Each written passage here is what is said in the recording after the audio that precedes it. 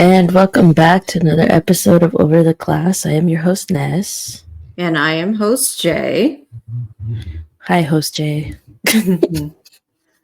Host Jay? Jose? San Jose? Just kidding.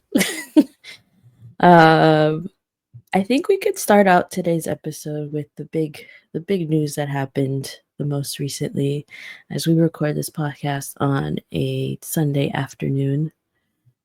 Ovechkin has officially broken Gretzky's goal scoring record and now has 895 goals in his career. While the Capitals are not exactly doing great. Well, I guess the game's over. The Capitals didn't do great in this game. They lost 4-1. The one goal did matter. I believe the play started with Strome passing the puck to Wilson, and then Wilson passed it over to Ovechkin, and he sent a wrister right by the face-off dot, like his office, as people reference it as. Pass it Sorokin, and there was a big celebration on the ice. The Caps cleared the bench to give him a big old hug.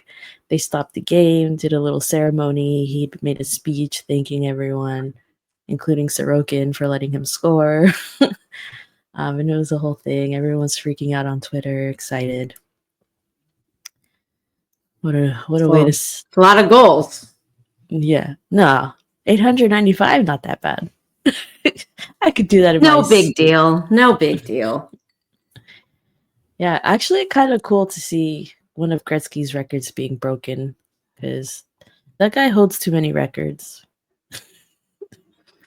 I feel like I've seen folks talk about of course, as impressive as it was for Gretzky to get all those goals, I think the case can be made that it's even more impressive for Ovechkin to have gotten that many and to broken the record with the advancements in the game and those stuff and whatever. Not to take away from obviously being competitive in a professional sport and scoring goals is difficult, but yeah, something's kind of crazy about Ovechkin in this day and age being able to break a record that seemed almost impossible with just the amount that he was able to achieve in his time. So, yeah, I don't really know what else to say about it because I kind of don't follow the Capitals much anymore. But I think that's kind of cool for folks that have been following his career, and especially if you're a Capitals fan. Yeah, iconic, legendary, all that good stuff. Who knows the next time someone's going to get close to that record? So it's cool to witness. In other non-Sharks hockey news, there was something that came out about Anthony Duclair. I did see something, I can't remember if it was this past week or the week before, where the coach of the Islanders made some remarks against Duclair, saying that he wasn't playing well and kind of just threw him under the bus, and it was really weird.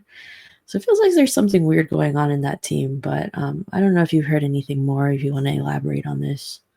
I honestly, the only thing I kind of saw out of this connection with Duclair on the Islanders is that Patrick Waugh was saying that Duclair was awful during the game, which we don't. I don't like. Of course, we see critiques for players from the coaches, like they could have done better.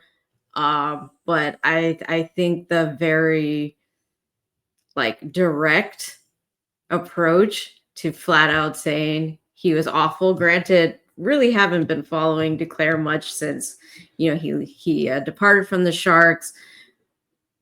The Islanders, we talked maybe very briefly at the beginning of the season, the kind of from the outside in, the culture from the GM, how he wants players to be clean cut, and there's a certain style that he wants everybody to adhere to. And I'm not really going to get into like the discussions around how that's kind of like leaning into racial related issues, but for the most part, it just kind of like had this unsettling vibe to it. But going back to the fact that I don't really follow the Islanders that closely, so I don't really know far beyond that, but it just really didn't feel like, from what we got to see of him over here with the Sharks to where he is now with the Islanders not doing so great as a whole. Like, I really haven't seen any sort of like positive direction in terms of standings, and it just seems like this is another unfortunate thing to come out of the Islanders, where Anthony Duclair, he was really great for us for a time when he was here, but the fact that he is going to take some time away from the team to reflect, and we don't really know where that's coming from, but of course we're kind of feeling for him that I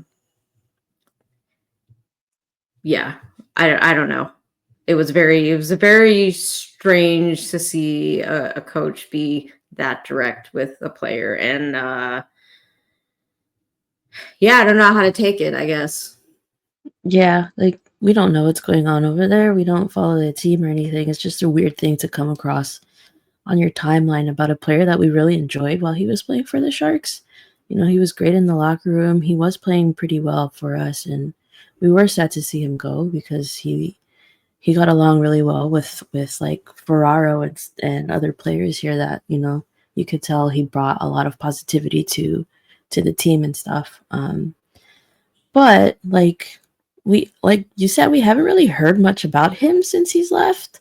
I don't know how well he did in Tampa when he got traded, and then he went to the Isles, which was a big deal in a sense that Duclair is one of very few Black players in the league, and he was, I don't know if anyone else wears dreads in the league, honest. Like, I can't remember off the top of my head. A lot of guys just keep their hair short for helmet reasons or whatever. I don't know. But he had dreads, and the fact that he went to the Isles, he was forced to cut his hair and shave. He had a pretty decent beard going, and now he looks different. I don't know if that could have taken a mental health toll, because hair is really important in Black culture. Who knows? This is just speculation. I could just be talking out of my ass. I don't know. I will say, from this tweet from Stephen Rosner, he did say Patrick Roy says that he and Anthony Duclair had a long conversation this morning, a positive one, and then from there they elaborate on that they agreed that he would take some time away to reflect. So I'm not trying to say anything negative about Patrick Roy. I will. No, I'm just kidding. Like if Warsofsky said someone was awful, like I don't think I would take it as as negatively, because we just happen to follow the Sharks more closely. So I'm trying not to read too much into, you're just going through your timeline and you see Anthony Duclair is awful or whatever, and that's the only thing that you see, and you don't have other stuff to extra context behind it. So I guess from here, I would just wish Anthony Duclair well. I hope there's, nothing outside of, the Islanders not doing too well. And like, from the player perspective, this is your career, you want to do well and whatever. And outside of that, like, hopefully there's nothing going on personally that is affecting him. But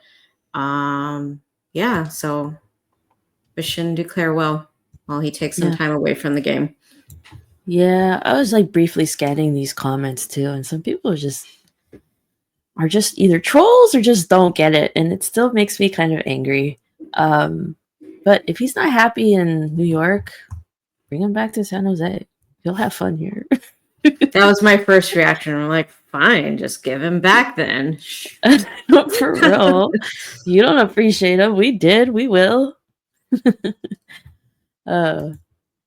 In more non-Sharks hockey news, the Dallas Stars. Some interesting news came out earlier this week about Cody Ceci.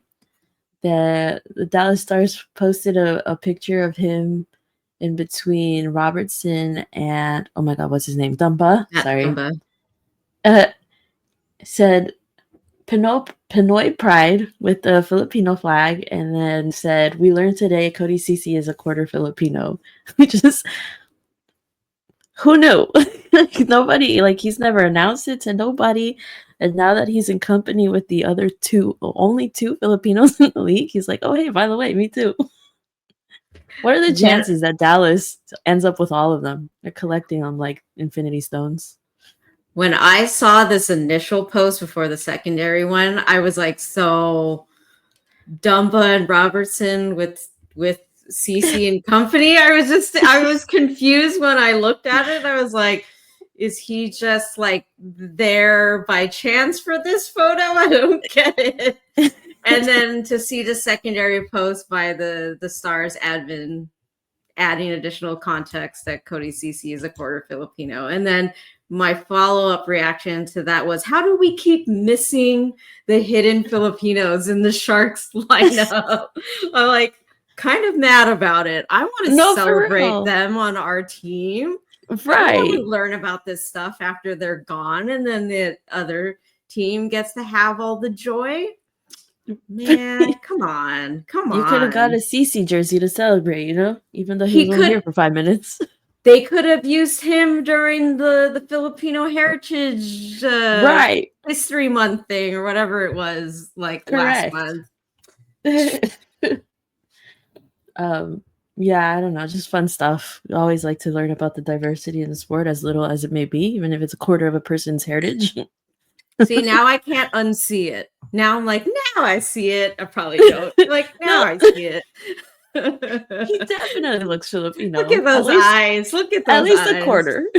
Just a quarter of his face.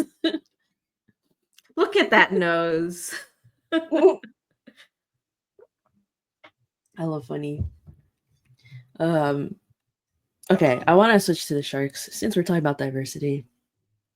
I went to the game on Thursday, which was against the Oilers. Before we get into game talk, it was Salvadoran Heritage Night, which I was super stoked for. But it wasn't like a giveaway where you just go and they give out whatever thing. It was like you had to buy specific tickets to get the giveaway. And it was like this shirt that I'm wearing currently. Eee, look how pretty. It's very vibrant. Yes. So this is very on brand to a lot of the art in El Salvador. Every time my parents go and bring back a lot of souvenirs, a lot of this art is on the like towels and I don't know, they buy like mugs and plates and things with like hand painted stuff on them. And yeah. So I wanted to what do I do with it? To go over the I guess I could share with the screen because that's a thing we can do. I keep forgetting that's an option. The artist named Art Serrano, great name for an artist. He, they did the whole behind the logo thing, and I want to share the screen to go over it. If it will let me. What's happening? In the meantime, I don't think it's going to let me. Okay, no, I got it. Okay, so great logo. You can see the little sun here, little texture in the shark. Nothing really has changed about the shark's logo in itself. It's mostly like the background and then the texture within the logo. But some history, or I guess background on it. In 2015, Art visited El Salvador and felt that one of the most profound experiences was touring El Tazumal. The journey sparked a deep connection for Art to the imagery that would inspire this logo design. The crest incorporates elements of Maya Pipil heritage, such as the half sun rising from the bottom and the pyramid trail pattern inside the shark's form. Above the shark, the Salvadorian folk art draws from the Palmeño style of renowned artist Fernando Yor. Never heard of him, sorry. This fusion of ancient Mayan symbols and modern Salvadoran art represents the dual identity of Salvadoran people, blending their mestizo and indigenous roots. The most meaningful detail to art is the small town perched atop the shark. Upon leaving the Tasumat pyramids, art was greeted by a row of humble gift shops and restaurants, embodying the warmth and hospitality of El Salvador, a sentiment he wanted to encapsulate in the logo. And then for the secondary patches on the shoulders, on one shoulder patch, ES pays homage to La Selecta, the Salvadoran national team. On the other, the jaguar disc, an emblem of the Maya Pipil, connects the design to the ancient archaeological sites of Cihuatan and Kipche, I want to say. I might not have pronounced those properly because I don't know. But so sick, this little jaguar.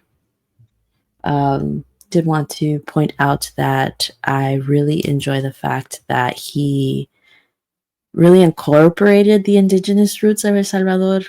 There was an episode, I don't know how, like 2 years ago maybe, that we talked about our indigenous roots, our ancestors, before our people got colonized, and how the indigenous folks who still remain in El Salvador are the Pipil. There used to be a bunch of tribes, obviously, but I think they're the only ones that remain, as far as I know. I'm not super knowledgeable in it, but they do speak their own language, Nahuatl, which is similar to Aztec language, Nahuatl. Pronounced differently because it's spelled differently, but it's similar. Nahuatl, because they have the TL at the end, but this one is spelled Nawat, Nahuatl. But yeah, I don't know. I just really, besides how vibrant and colorful it is and how reminiscent it is of the Salvadorian art that I've seen, I really like that he incorporated the indigenous roots and things. So cool. I also, I bit the bullet and I did end up bidding on a jersey and I won, so I will be getting one. I just couldn't pass it up. I mean, if there's any jersey, I think you should go for. I mean, I'm not surprised that you dropped the money load to try and grab one of these. It's a very tubular design. Not tubular. What year did you come from? No, yeah. I mean, it was because it's very specific to Salvadorian heritage. There are not a lot of Salvi hockey fans. I mean, there were a decent amount in the crowd when we went, but not enough for them to bid on something like this. It's an expensive jersey. It starts at $400. And I didn't pay that much more than that, but still, it's like I can hang it up on my wall back here, I'm gonna frame it. No one's ever gonna touch it. Just kidding. Yeah. The game was cool. I didn't do any walking around, so I don't know if they had any other stuff going on in the concourse, but during the second intermission, they did have a short performance of some ladies dancing traditional Salvadorian dance with their traditional dresses. That they do the skirt waving thing, and then the skirts do this fun circle thing. I don't know how to explain it. Man, worst person to talk about my own culture. But it was fun. I didn't get to catch a whole lot of that game, but looks like I didn't miss out too much on the game aspect of it. No, yeah, the game was kind of boring, to be honest with you. I think they did okay keeping up with the Oilers because the score was 3-2, I think. But it felt a lot more slow paced than the other games I've been to live. The boys seemed kind of deflated in a sense. They didn't seem like they were as I don't know, excited to be out there as the other games. And those games were, even though they're losing, and we're like, oh my gosh, they're still really exciting to watch. There were moments of that still, of course, but I don't know. I think it's because they're on a losing streak. They're not really feeling it right now. But yeah, they kept up with the Oilers. The Oilers are a really good team. I do miss seeing Wallman on our side. I think he did end up getting an assist that night, which was great for me and my fantasy team. But yeah, on the first goal. yeah. I mean, even with like they don't have Draisaitl in the mix or McDavid, outside of winning against us, they haven't really been doing that great from what I can see. So I mean, even though it kind of sucks to sort of see that the Sharks, I mean, they're coming into like the last handful of games here, and we had talked about how this younger group of guys, especially with Celebrini and Smith in the mix, like this is way more games than they've ever had to play in like a single season of hockey in their lives before this. So I guess I'm not too surprised that they kind of look a little like it takes them a bit to get going, and then they have bursts of energy throughout the game, but we really haven't been seeing like as much of like a high tempo of energy as we're sort of used to. So I don't know. I think the guys are just kind of tired, Yeah. and I guess I'm not that concerned about it, but it does kind of makes it a little difficult to stay entertained, I guess. But with all that said, I am kind of looking forward to other things like the Barracuda are staying in the mix, and they're going to be going to the playoffs here soon. Knock on wood that nothing drastic happens. But yeah, I don't know. Like that's kind of how I felt against the game yesterday. I don't even remember who we played, but yeah, they kind of had bursts of. Yeah, the Kraken were kind of skating all over us, and but the guys tried their best to stay in the mix, I think. Yeah, I think to your point, with it not being super entertaining, it kind of sucked because like my whole family was there. My family, it's Salvadoran Heritage Night. My parents actually wanted to go. It was their first game in years that I've taken them to, and then my cousins have recently got into hockey. They decided to go for the whole thing. And it was like, I wish it would have been a more exciting game for them to actually like be invested and like actually have fun. Well, I'm sure they still had fun, but like actually like jump out of their seats, being like, there were some moments, but I don't know, man. Missed opportunity there.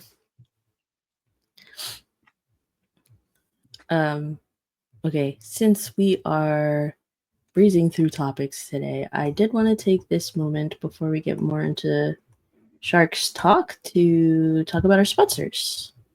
Oh, dang. It's okay. It's okay. Anyways, this NHL season has been as predictable as a puck rolling on its edge. No one knows where it's going, but that just means there's time for your favorite team to figure things out. And games left for you to get into the action at DraftKings Sportsbook, an official sports betting partner of the NHL. It's super easy for first-timers to get started. Try betting on something simple, like picking a team to win. Go to the DraftKings Sportsbook app, select the team, and place your first bet. And if you are new to DraftKings, listen up. New customers bet $5 to get $150 in bonus bets instantly. Download the DraftKings Sportsbook app now and use code THPN. That's code THPN for new customers to get $150 in bonus bets instantly when you bet just $5. Only on DraftKings. The crown is yours. Gambling problem? Call 1-800-GAMBLER. In New York, call 877-8-HOPENY or text HOPENY 467-369. In Connecticut, help is available for problem gambling. Call 888-789-7777 or visit ccpg.org. Please play responsibly. On behalf of Boot Hill Casino and Resort, 21 plus age and eligibility varies by jurisdiction. Void in Ontario, new customers only. Bonus bets expire 160 hours after issuance. For additional terms and responsible gaming resources, see dkng.co/audio. NHL and the NHL Shield are registered trademarks of the National Hockey League. NHL and NHL team marks are the property of NHL and its teams. Copyright NHL 2025, all rights reserved. I always forget to pull up the money line thing, and I think this is like the last week of games. I think.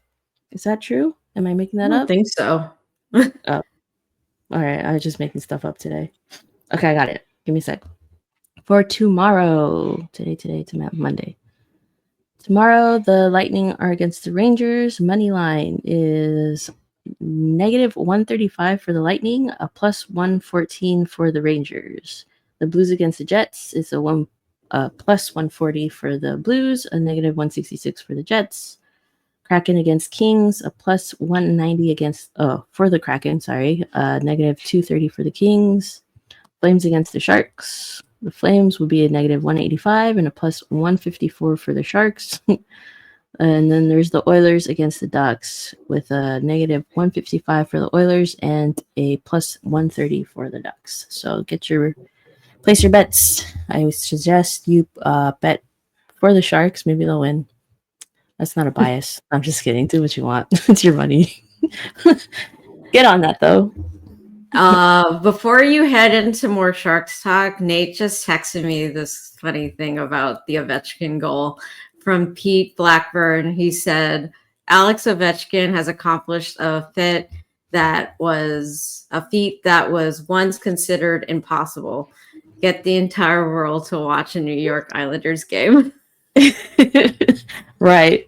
The thing is, like, the Islanders just won that game too, so it's not like I probably wasn't. And that won't even be the thing people talk about. Right.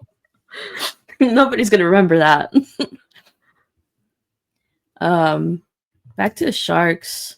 The drama. The Sharks keep coming. I mean, the vibes are great, but not 100%, you know? Half-Wall Hockey on, I'm still going to call it Twitter, posted a tweet. When was this? Yesterday? It says, I know we're just trying out some stuff here in the end of the year, but Ostapchuk has no shots on goal in 8 games since he's joined San Jose. Gaudreau has 1 goal in 30 games. Gregor has no points in 2025. I can see why Kovalenko, Gushchin, Bordalo, among others, might be upset. I haven't heard anything about Gushchin or Bordalo, but I have heard some frustrations with Kovalenko. And it's not looking great for Ostapchuk, as everyone obviously is still pretty upset with that trade, and how confident, I suppose, Greer was in grabbing him. I don't know the word to use there.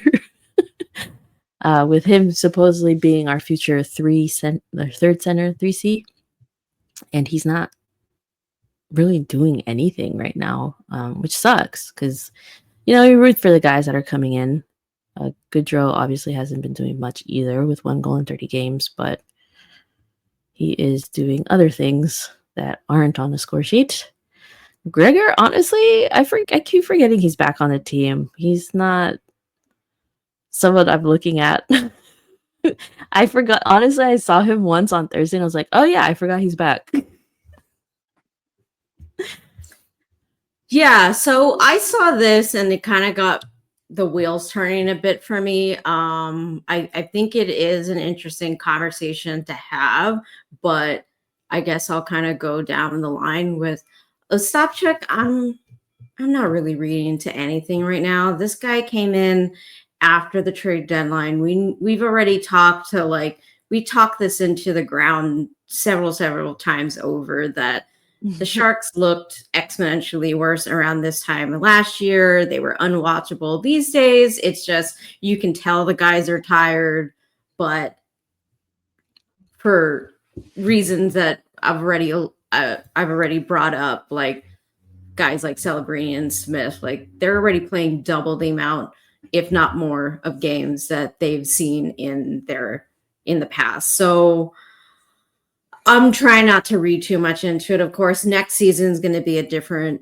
story. We know that they're going to have more of a microscope on them because this would be technically the third season in a rebuild. And we know with how drastic we were during the trade deadline, especially with trading away Zetterlund. Like, I think the fan base, I think within the greater scope of the NHL, like the Sharks will be expected to take the next step. It will no longer be acceptable to be 32nd in the league. Like, if this team cannot find a way to close out games, to make it a little more closer to like the middle of the pack, I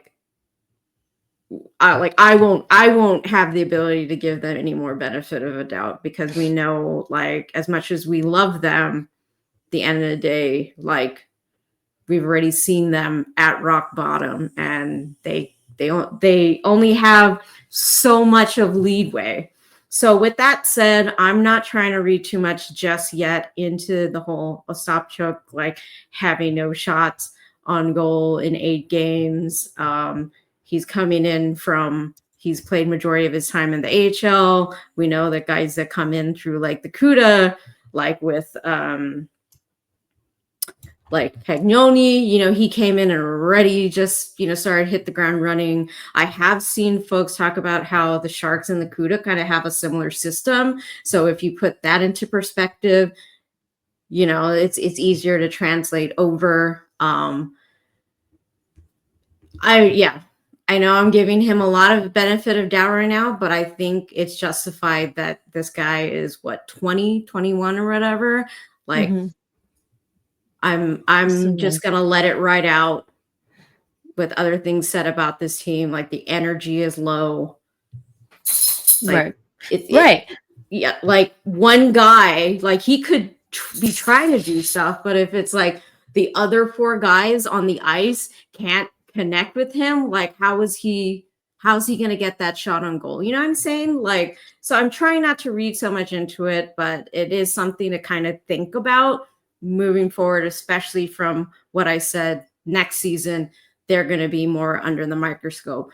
With someone like Goodrow, we know how that transaction sort of happened. Like, New York was done with him for one reason or another. New York was going to move him one way or another, and how it happened, he ends up back here then New York's going to end up missing the playoffs at this point. So it's not like he would have been any better over there. But him over here, I solely saw it as, we're not getting the Goodrow that we had prior to him going to Tampa. Like, Goodrow was like in his more ideal years with us during that time. We're not getting that same guy here.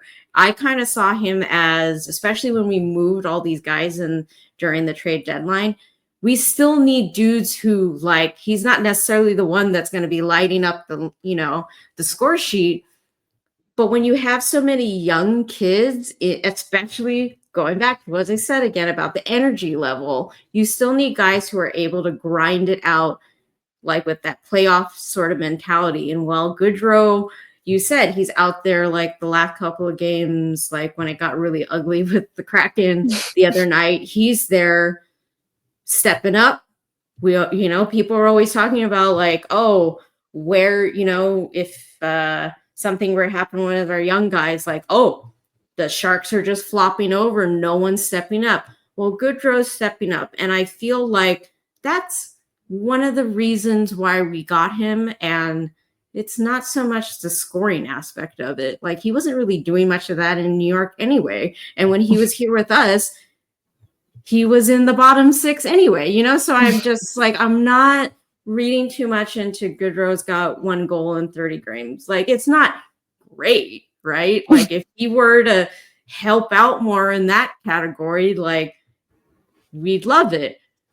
But I'm not trying to read too much into it. Like, we didn't give up.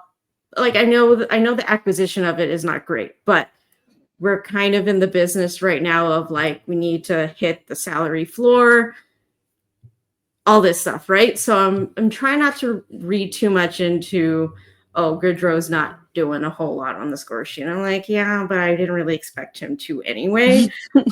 Gregor, honestly, when we made that trade with the Senators, Gregor kind of felt like a nothing burger to me. Not to say on any personal level that I have like anything against him, but when we got him, I was like, so is he going to the CUDA? Like, I don't really see how he fits in with the Sharks. But if he's here past this season, I kind of feel like he's just, like, I guess through like reading through some folks' reactions to stuff, I think we also kind of, from my perspective, we also kind of need to look at these transactions as like, just because we acquire this guy doesn't mean like he's the piece that is definitely going to go on the third line. It's going to anchor everything. And we're going to like, now we're going to charge out of the gates. Like, I think you're just trying to grab all these pieces sort of for the flexibility as your up and coming guys like a Musty, like a Dickinson start coming up. Like those are the guys that we got through the draft that we are developing. And in the meantime, while we're letting them cook down there and not rush them, we need these guys. Like Gregor's not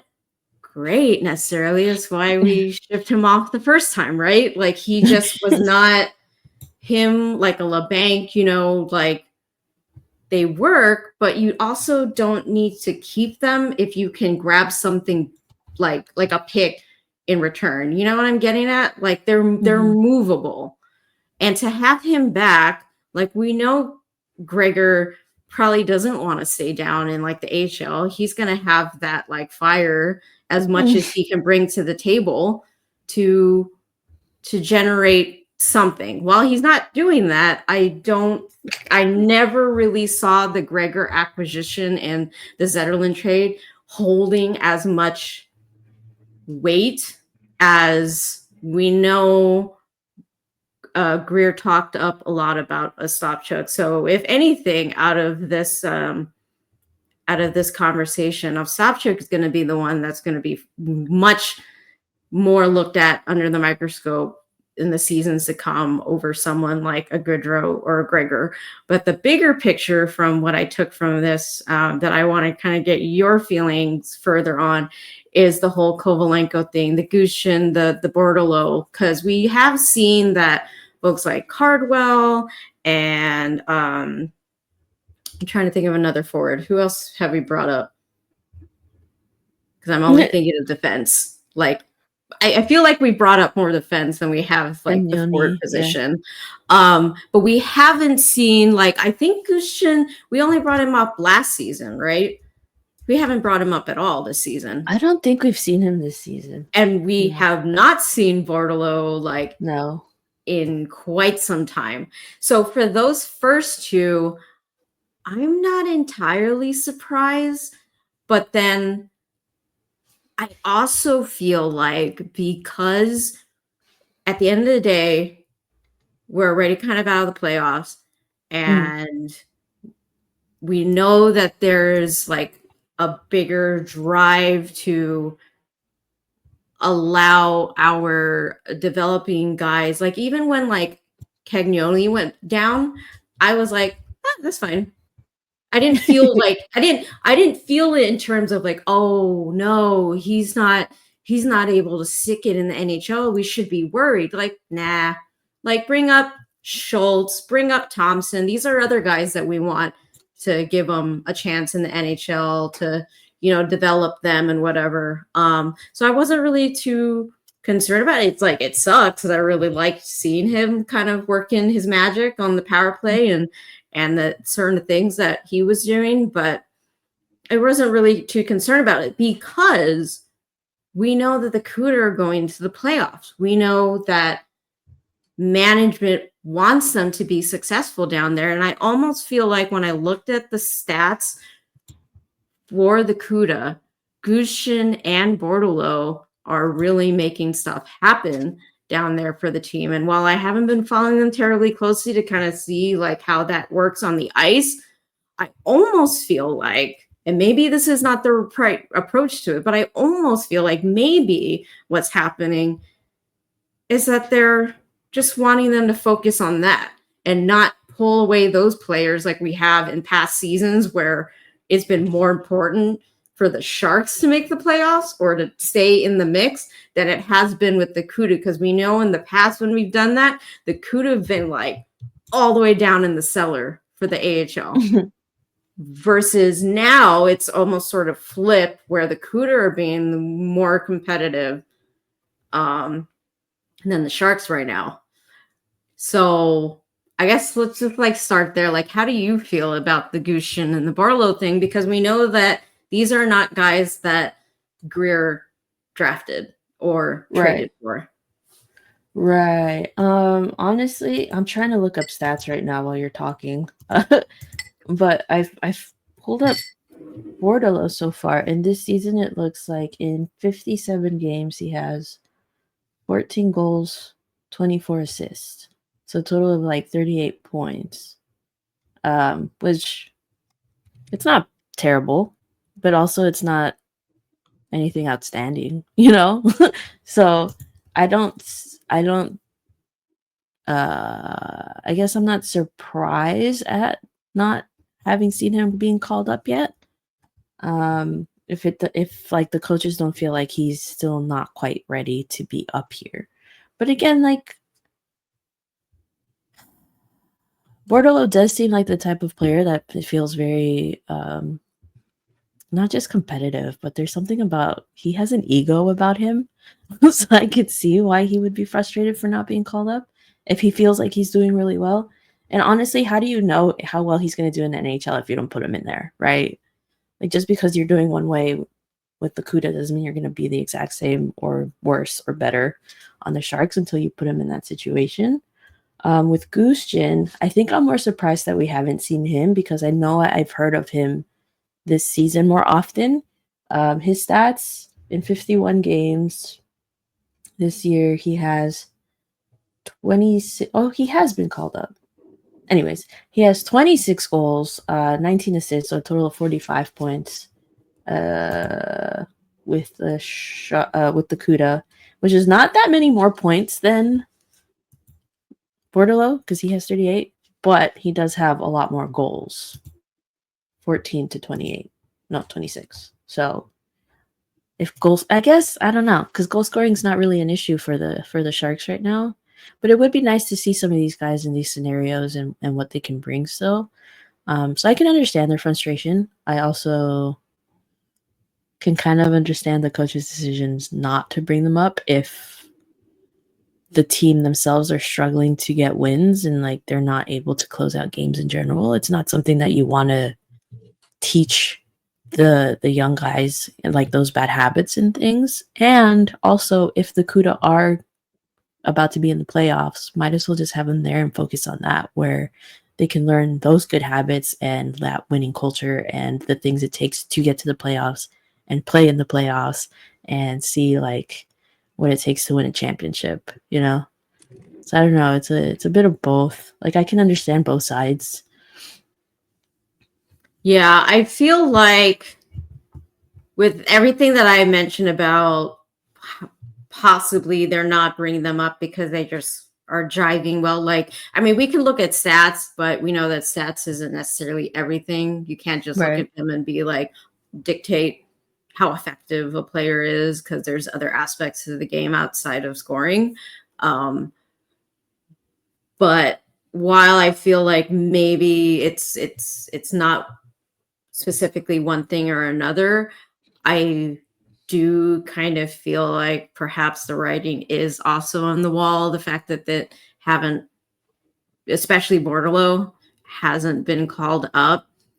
And I just feel like even if they're doing good with the AHL and they want that team as a whole to focus on getting to the playoffs, having that experience and you know and the value that comes from that, I do feel like either Bordello's coming up, he's an RFA at the end of this season, and I believe Gushin is also, like, we know these guys are not going to necessarily be feeling so great to be stuck in the AHL, but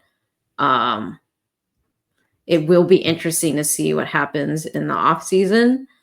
But I can see fans' frustration with not having them brought up. But as I've already mentioned previously, these are Doug Wilson acquisitions drafted by Doug Wilson's team. I don't necessarily hold it against Greer and his team to not bring up these guys, and it sucks, and I can see why they're upset. How do you feel about Kovalenko? I think he's just been scratched for like a while now. Yeah, I think I could understand his frustration more. Who is people comparing him to that they're putting in instead of him? Oh, Stopchuk. I guess I could see like if a Stopchuk isn't providing much right now, Kovalenko has in a sense. I don't know, because I don't think I've caught enough games and paid attention to this player specifically to be like, yeah, he should be in the lineup as opposed to this guy. I don't think I can give a very accurate opinion other than why has he been scratched so often? I don't understand that.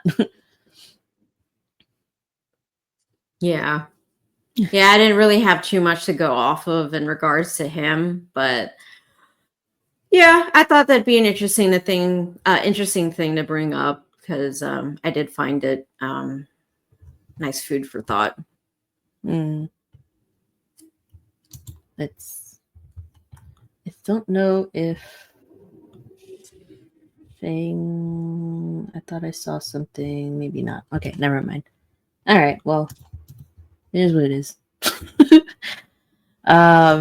You wanted to talk about some little thing that happened with Mukamadulin during the Ducks game. He was seen walking out of the locker room on Thursday with his arm in a sling. I didn't catch that game, but from what I'm gathering, Vetrano hit him, injured him. You seem upset about it.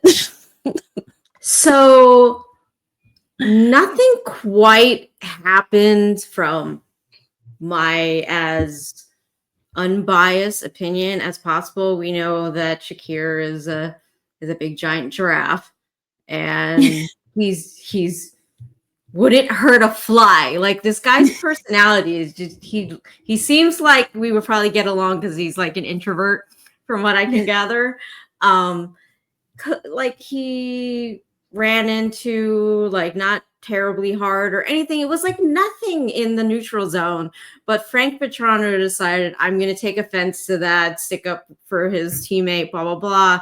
Kind of went over to Mukamadulin, and he fell kind of awkwardly like onto the ice right next to one of the benches, and Frank Vetrano was just continuing to kind of like push into him and whatever. And the refs had to come over and like pull him off, Mukamadulin. And when Mukamadulin got up, like, he was like, you could see he was grimacing in his face, and he was kind of like reaching over to his shoulder. And that moment, like, I was thinking of that Taken gif, but I'm just like, thank Vetrano when I find you. Because I'm like, it was like a nothing. It's not like he pulled a Tom Wilson and like cannonballed him in the neutral zone, whoever it was that he had an interaction with. It was nothing. And from that to Vetrano being like, you don't touch my guy, and then he went towards him, and Shakir just kind of looked like he was just kind of pulled over. Like, he was just trying to get back into the play, this guy just kind of in his way, they collided, no big deal, whatever, only to find himself out onto the ice, and kind of getting like pushed into the ice while he was trying to get back up, which I guess caused, maybe he dislocated something, or he just, like, we don't know. We don't know why his arm is in a sling, but all I know is I was kind of upset when I saw that, because I'm just like, this dude, like, I've really enjoyed seeing Shakir in the mix more this season, and he was feeling more himself, like in the recent games, especially with the, there's more ice time to be had with Wallman, CC. Did we get rid of any other defensemen? Like, we know that he's been playing up there with Ferraro more, so he's been having more opportunity. And only to kind of have his season sort of cut short. I mean, I think at this point he's kind of done for the season if his arm's in a sling. Like, you might as well just like focus on healing. But it just was kind of frustrating to see that it wasn't anything to have a reaction about. And yeah, I'm just upset about it. Freaking Frank Petrano. And then the other day I saw that Quinn Hughes on the Canucks, like, I guess Petrano sort of like ran into him, and Quinn just started like like cross-checking him. And then I'm like, Shakira's watching this gif like, hey. Karma. Frank Petrano. Dare you hurt our poor innocent giraffe? I know. He's a baby. Gentle giant. Baby giraffe still trying to get his legs. You went over and beat him up. Speaking of fights and violence in hockey, though, our other baby shark, Eklund, got into his first career fight last night. What is that face for? I applaud him, but also I was like, Eklund, what are you doing, buddy? What are you doing, buddy? Sit back down. Let someone else handle that. That was interesting. He was heated during that fight. He was shouting something at the other dude. Yeah. When he doesn't get angry super often in games, I'm curious why he was so angry. Was it the frustration of losing so bad, or I don't know. I didn't catch the game. My speculation is as good as anyone else who doesn't even keep up with hockey. Who knows? But I don't know. That was interesting because he's not one of the dudes to do such things. But good for him. Check that off the list. In good news, good news. Askarov is back from injury for the Barracuda and just in time for the playoffs. So excited to see what he brings to the baby sharks. I think they've been missing him, although I think they've been doing well. I can't. They've been doing okay without him, but it's nice to have him back, though. Right, because he does provide some great goaltending. I don't know what else to say about that other than that guy. We root for that guy. Did he play yesterday? I am not sure. Oh, okay. Oh, actually, I don't. I did briefly see the lineup, and I think he was playing backup. I did see him in the lineup backup, but I could be wrong. Okay, we are a hockey podcast. We don't keep up with such things, which is so silly of us. But there was something I wanted to bring up or say.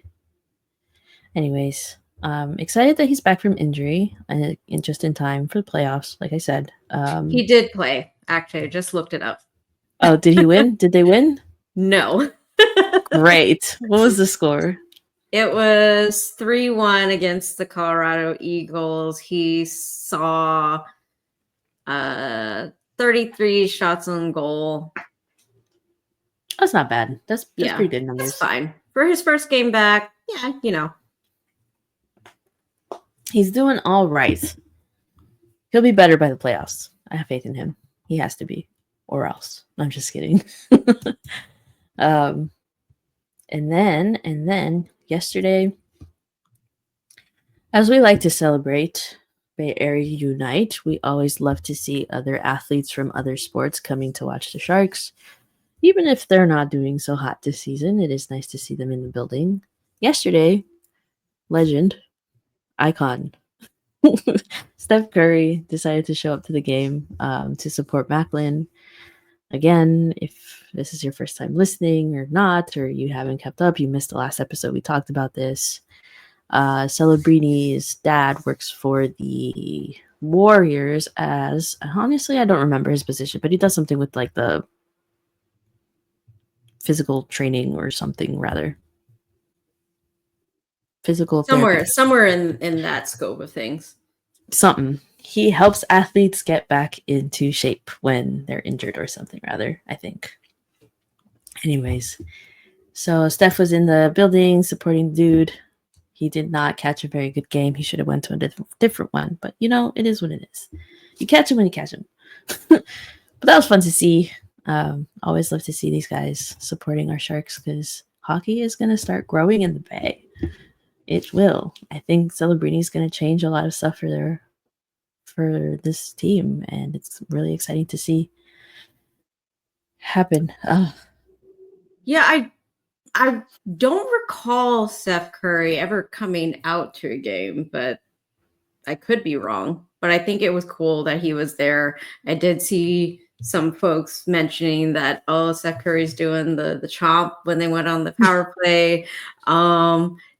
I'm sure he wasn't paying terribly close attention to the team, but just the fact that he's there, I think it's a positive. We know the connection with the Golden State Warriors, and I think anytime you have someone as, you know, prominent as the Steph Curry, like I think it's just good to see. So very fat. Right. Speaking of Steph Curry and the Warriors, I'm going to go to my first Warriors game on Wednesday. I'm excited. I've never been to a basketball game, even though. Where are they in? Where are they in the season? I don't follow basketball terribly closely. Are they starting up again? No. They're coming to that. Their schedule lines up pretty closely to hockey's. So they play 82 games. Their playoffs are also like best of 7 and all that. I'm still learning about how things go. I feel like they've been doing that forever. That's why I was confused. Doing what? The playoffs? Like, yeah. No, I don't think their playoffs have started yet. Doesn't sound right. No, because their season starts like a week or two after hockey. Something like that. Okay. Interesting. But yeah, they're still fighting for their seed, I believe. But yeah. Oh, okay. This past week, well, yeah.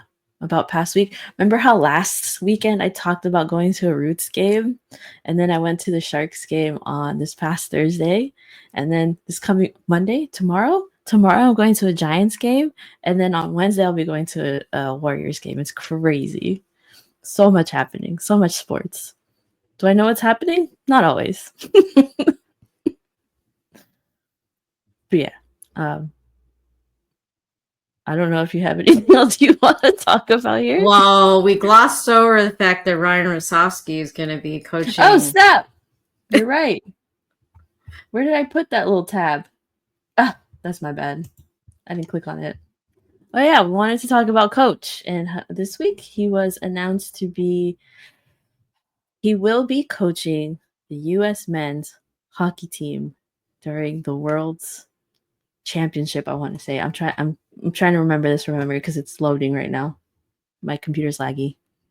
World Championship in Denmark and Sweden. Thank you for that. Yeah, excited for that. Maybe he'll grow some of his hair back, because every time, like over the last couple of games, just like whether the refs are not doing us any solids or the Sharks kind of do something, and they zoom into Warsofsky, and the guy just looks like he needs to go see his therapist because the team is really driving his patience. But a couple of games ago, he made the joke about why he's going bald. And now I can't get out of my head anytime the Sharks are in a situation. I'm like, man, Warsofsky's just gonna be bald by next season. Just Poor guy. He's not even old, you know? Like, No, it's his okay. team needs to help him out. Maybe he'll get some positive vibes in this upcoming month with the men's team. Will Yeah, we'll see. rejuvenate some of those some roots for him. I don't know if there's going to be any way for me to catch those games, but I would be very curious to see how he coaches a different team with possibly higher skilled players than what we have currently on our team. Possibly. I don't know. A lot of curiosity. What ifs? Anyways, any last thoughts, questions, concerns? No, I guess how many more games do we have for the Sharks here? I think we have like a week and a half before our season is up, and I will be focusing in on the CUDA, rooting on our baby Sharks, and yeah, just kind of looking forward to the off season. I don't really think I have much of a horse in the race for these playoffs. I don't know how closely I'll be following it. I think I will try and invest more of my time with the baby Sharks, and because that is going to be our future. These are going to be some of the guys that oh, I did see that Musty, his season is over with his team, and I believe he was going to be coming over to the CUDA. So that'll be cool to see. That will be very interesting to see, because didn't he light up his team with a bunch of goals? Yep, guy's bored over there. He wants to come over already. He's been wanting to come over, and he's like, please. So, yeah. So I think that'll be cool to see. Trying to think if we had any other things happen this week. There was that the Sharks hosted a Make-A-Wish Foundation. Oh, that was cute. That was so cute. The videos that came out of that with, oh man, I don't remember the little kid's name. Luke, thank you. Luke hanging out with Macklin, and then videos coming out of them hanging out on the ice and in the locker room. It was really sweet. Very cute, very cute. Too bad he couldn't witness a win. That was not a very good game for him to attend, but he got to do other fun stuff with the team, so good for him. Yeah, I think that's all I kind of have. Yeah, I don't know. It'll be the off season is going to be very interesting. Yeah, we don't. I think last season we were a lot more excited for the end of the season because we knew where we stood. We knew there was a pick that we really wanted.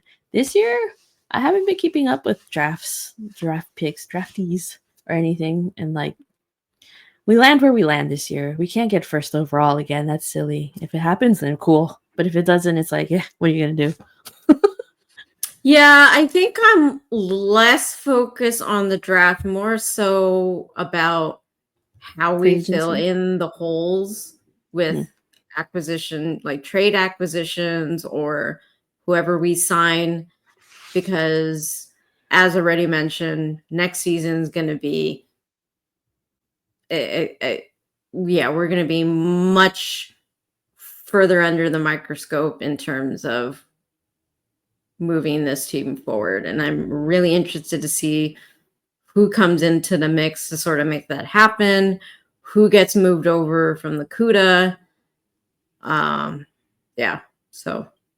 Yeah, I think it'll be interesting to see Greer's move specifically, because right now we've been in rebuild mode. We're kind of getting a sense of like the moves that he likes to make with like bringing players and signing contracts and all that, and making the shift over to like actually locking in the players that he wants and how he goes about that, and like what kind of contracts he'll want to sign there instead of the short-term ones.